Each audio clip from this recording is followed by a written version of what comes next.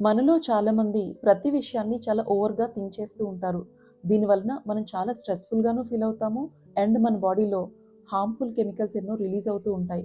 దీన్ని ఓవర్‌టేక్ చేయడానికి psychology based technique ఒకటి మీకు చెప్తాను. మనం ఎప్పుడైతే ఓవర్‌గా థింక్ చేయడం స్టార్ట్ చేస్తామో, మన బ్రెయిన్ ఇంకా ఇంకా ఆలోచనలు మనకి సెండ్ చేస్తూ ఉంటుంది. అందువలన ఆ థాట్స్ అనే లూప్‌లో మనం స్టక్ అయిపోతాము. మన ఎనర్జీ, మన మనశ్శాంతి, మన టైం, మనకున్నవన్నీ మనం కోల్పోతూ ఉంటాము. అందుకే ఈ వస్తున్న ఆలోచనలతోటి మనం ఫైట్ చేయకుండా వాటికి ఒక షెడ్యూల్‌ని ఏర్పాటు చేయడం అవసరమవుతుంది. రోజులో మీకు నచ్చిన ఒక ఫిక్స్డ్ టైమ్‌ని ఏర్పాటు చేసుకోండి. Example evening 5:00. 11:00కి మీకు ఒక థాట్ వచ్చిందనుకోండి. వెంటనే మీ బ్రెయిన్‌తో మీరు చెప్పండి. నాట్ నౌ, ఇప్పుడు కాదు, 5:00కి అని గుర్తు చేస్తూ మీకు వచ్చిన ఆ థాట్‌ని ఒక పేపర్ మీద రాసి నెక్స్ట్ వర్క్‌లోకి వెళ్ళిపోండి. ఈవినింగ్ 5 PM అవ్వగానే ఒక 5-10 మినిట్స్ కూర్చుని మీరు రాసుకున్న లిస్ట్ ఆఫ్ థాట్స్ అన్నీ చూసి మీ బ్రెయిన్‌కి ఫుల్ ఫ్రీడమ్ ఇవ్వండి. కంప్లీట్‌గా ఆ థాట్స్‌ని గురించి థింక్ చేయడానికి.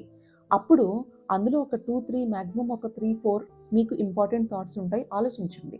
మిగతావన్నీ అసలు మీ అటెన్షన్ అవసరం లేని థాట్సే ఉన్నాయని మీరు గ్రహిస్తారు.